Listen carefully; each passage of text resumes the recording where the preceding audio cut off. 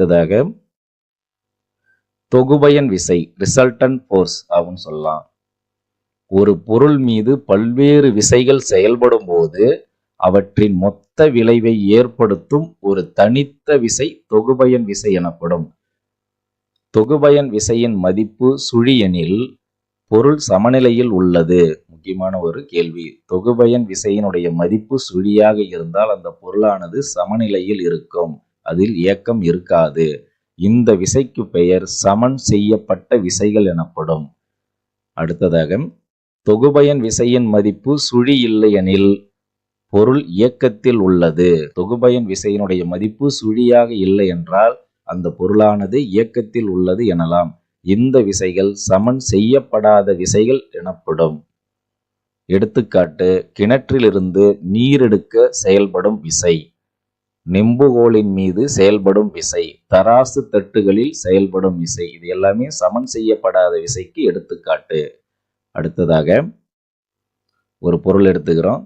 அந்த பொருள்ல F1 என்ற விசை 10 நியூட்டன் அளவில் அந்த பொருள் மீது செயல்படுகிறது. அதே மாதிரி F2 என்ற விசை 10 நியூட்டன் அளவில் அந்த பொருள் மீது எதிர் திசையில் செயல்படுகிறது.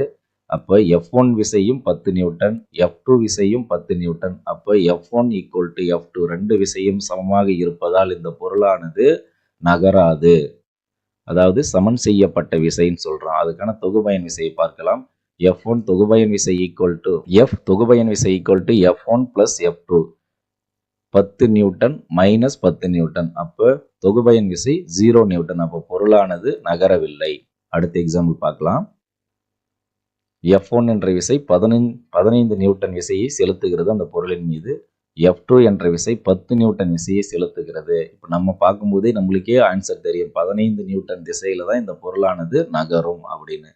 அப்போ எந்த விசை பெரிய விசையாக இருக்கிறது அப்படின்னா F1 விசையானது பெரியதாக இருக்கிறது, F2 விசை சிறியதாக இருக்கிறது. அதான் இங்கே போட்டிருக்கோம் F1 > F2. இதற்கான தொகுபயன் விசை பார்க்கலாம். F தொகுபயன் விசை F1 - F2. F2 வந்து சிறிய விசை, F1 வந்து பெரிய விசை.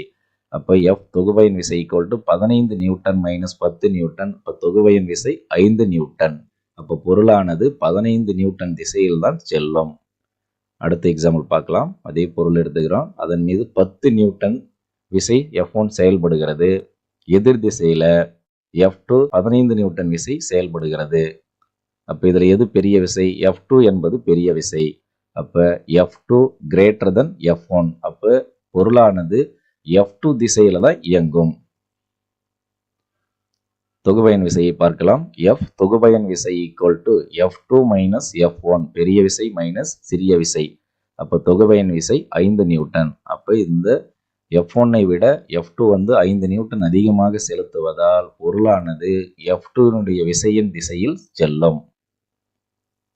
அடுத்ததாக எதிர் சமனி ஈக்குலிபிரண்ட். தொகுபயன் விசைக்கு சமமான ஆனால் எதிர் திசையில் செயல்படும் ஒரு விசையானது பொருட்களை சமநிலைக்கு கொண்டு வர உதவும். இவ்விசை எதிர்ச்சமனி என்று அழைக்கப்படுகிறது. எடுத்துக்காட்டை பார்க்கலாம். ஒரு பொருள் இருக்கு. அந்த பொருளின் மீது F1 என்ற 15 நியூட்டன் விசை செயல்படுகிறது. அதே பொருளின் மீது F2 என்ற விசை 10 நியூட்டன் விசையை செயல்படுத்துகிறது.